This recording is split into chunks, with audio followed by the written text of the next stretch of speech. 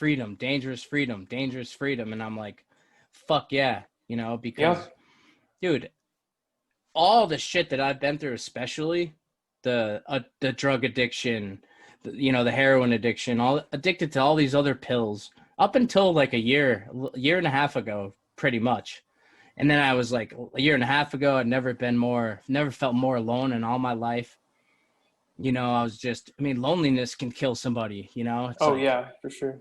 I had my parents and they were supportive in some ways, but not like emotionally and spiritually, you know?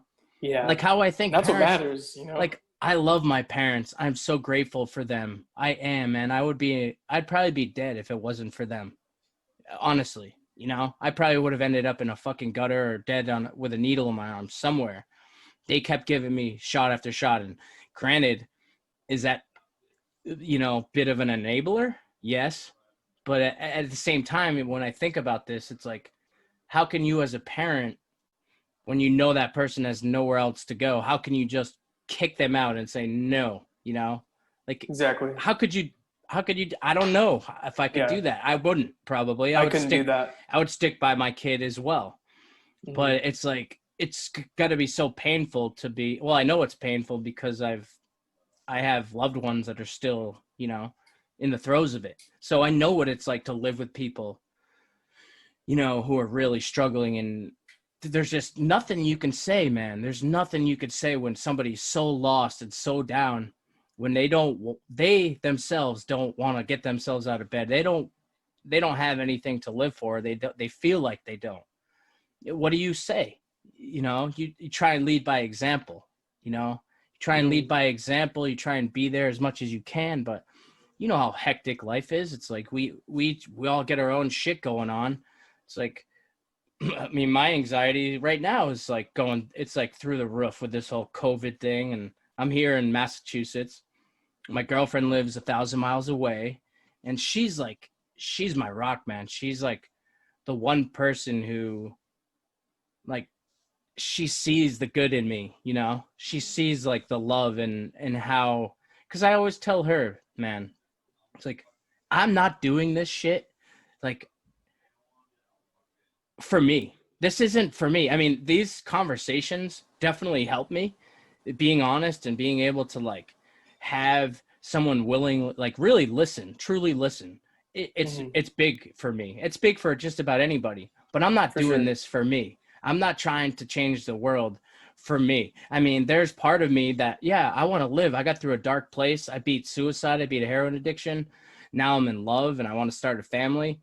It's like, you know, I do want to live. So part of it's selfish, but at the same time, I'm always thinking about the kids. This is about the kids. What kind of future are these kids going to have if they're being forced to mask up? You know, I see parents putting masks on these young kids, like just to go into the convenience store to get a fucking soda or whatever.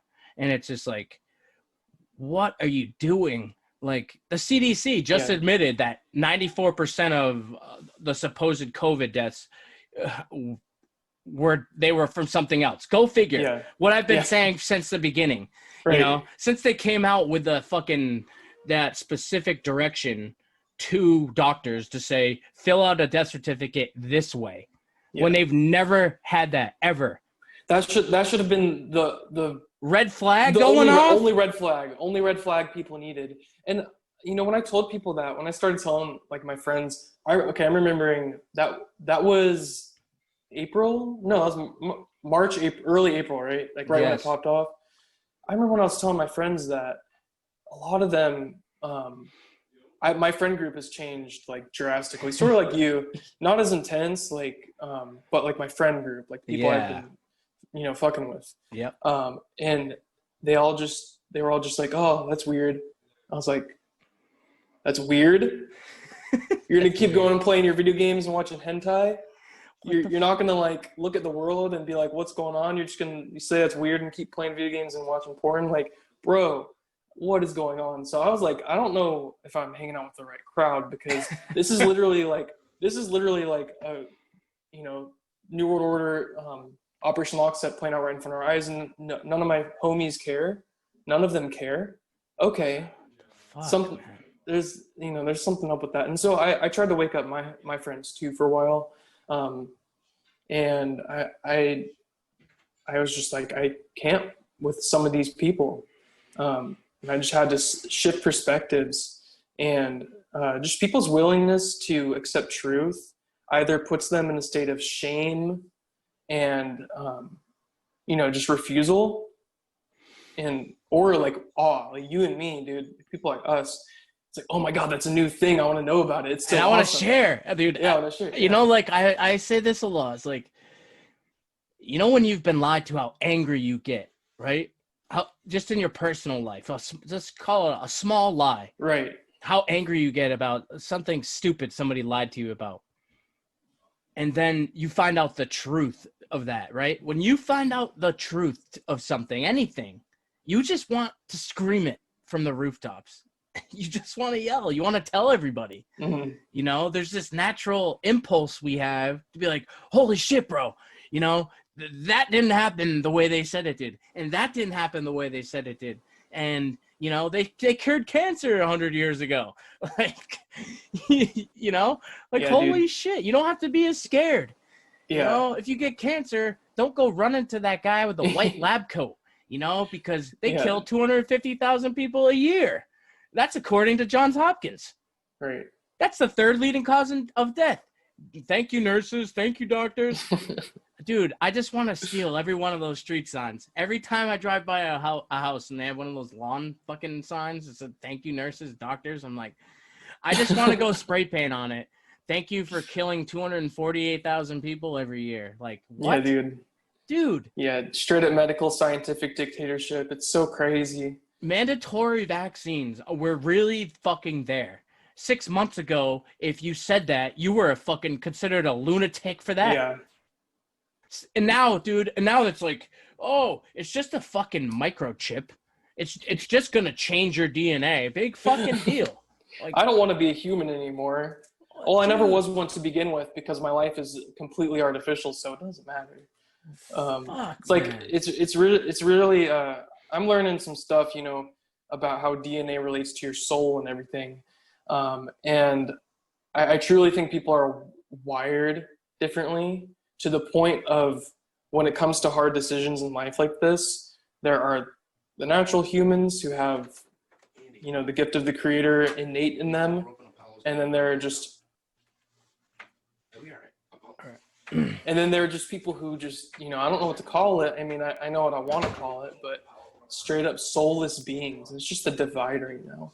And, you know, every ancient religious texts, especially when they had end times, all those things, no matter how you want to interpret it, a lot of those interpretations could be playing out right now.